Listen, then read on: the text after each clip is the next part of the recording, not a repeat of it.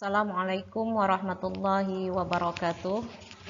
Alhamdulillahirabbil alamin. Assalatu wassalamu ala asyrafil anbiya'i wal mursalin sayyidina maulana Muhammadin wa ala alihi wa ashabihi ajma'in. Amma ba'du. Baik, untuk video kali ini saya buat untuk memenuhi tugas ujian tengah semester pada mata kuliah Literasi Digital Kitab Kuning Prodi PJJ PAI IAIN Syekh Nurjati Cirebon.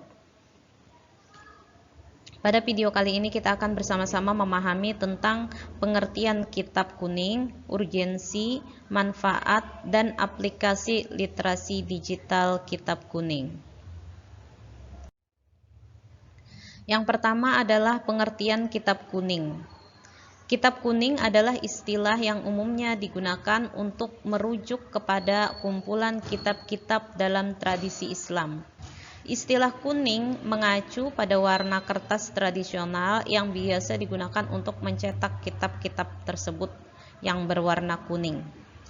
Kemudian, cakupan kitab kuning meliputi berbagai aspek ilmu diantaranya yaitu tafsir Al-Quran, hadis, fikih, tasawuf, bahkan hingga ilmu kebatinan dan juga tradisi di dalam agama Islam. Urgensi literasi digital kitab kuning yang pertama adalah akses informasi. Sebagai akses informasi dengan kemajuan teknologi digital saat ini, kitab-kitab kuning dan sumber-sumber Islam lainnya menjadi lebih mudah diakses secara daring. Literasi digital memungkinkan individu untuk memanfaatkan akses ini dengan lebih efektif, memungkinkan mereka untuk menemukan informasi yang mereka butuhkan dengan cepat dan akurat. Kemudian, urgensi yang kedua yaitu sebagai pengayaan pengetahuan. Literasi digital memungkinkan individu untuk memperdalam pemahaman mereka tentang isi kitab kuning. Dengan memanfaatkan sumber daya online seperti terjemahan, komentar, dan diskusi online.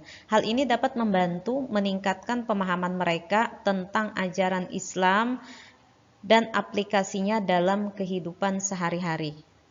Kemudian yang berikutnya adalah mencegah penyebaran informasi palsu.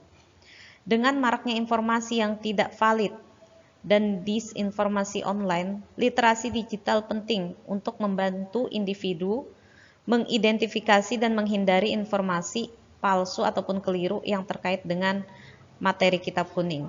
Kemampuan untuk mengevaluasi keaslian sumber informasi menjadi sangat penting dalam menghindari penyebaran pemahaman yang salah atau radikal.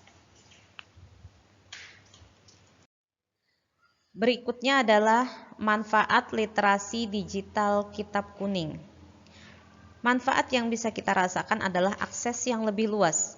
Dengan kitab kuning tersedia secara daring ataupun lewat internet, masyarakat dapat mengaksesnya dari mana saja dan kapan saja tanpa terbatas oleh batasan geografis ataupun waktu. Hal ini juga memungkinkan individu yang tinggal di daerah terpencil ataupun tidak memiliki akses yang mudah ke pusat-pusat pendidikan untuk tetap bisa mengakses sumber-sumber keislaman melalui literasi digital kitab kuning. Kemudian, manfaat yang kedua yaitu pendidikan dan pengetahuan. Literasi digital kitab kuning memungkinkan masyarakat untuk terus belajar dan memperdalam pengetahuan mereka tentang ajaran Islam. Masyarakat dapat mengakses terjemahannya, komentar, dan juga penafsiran kitab kuning yang membantu mereka memahami isinya secara lebih baik. Kemudian yang ketiga yaitu untuk pengembangan spiritualitas. Dengan akses mudah ke kitab-kitab kuning, masyarakat dapat dengan mudah memperdalam praktek keagamaan dan mengembangkan spiritualitas secara pribadi. Mereka dapat belajar lebih banyak tentang ajaran-ajaran Islam, tafsir Al-Quran, dan juga hadis, yang dapat membantu mereka memperkuat keyakinan dan hubungan mereka dengan Allah Subhanahu wa Ta'ala. Kemudian, manfaat yang keempat yaitu pemahaman yang lebih baik tentang Islam. Literasi digital kitab kuning tentu saja dapat membantu masyarakat memahami Islam dengan lebih baik, terutama mengingat konteks yang berkembang pesat dan perubahan sosial yang terjadi. masyarakat dapat mempelajari bagaimana ajaran Islam dapat diterapkan dalam kehidupan sehari-hari secara relevan dan bermakna. Kemudian manfaat yang terakhir yaitu untuk pencegahan ekstremisme dan radikalisme. Dengan literasi digital yang baik, masyarakat dapat memahami ajaran Islam secara komprehensif dan juga kritis, sehingga dapat menghindari jatuh ke dalam pemahaman yang ekstrim ataupun radikal. Mereka dapat membedakan antara pemahaman yang benar dan yang keliru tentang agama, serta mampu menilai informasi dengan bijak untuk mencegah penyebaran ekstremisme ataupun radikalisme.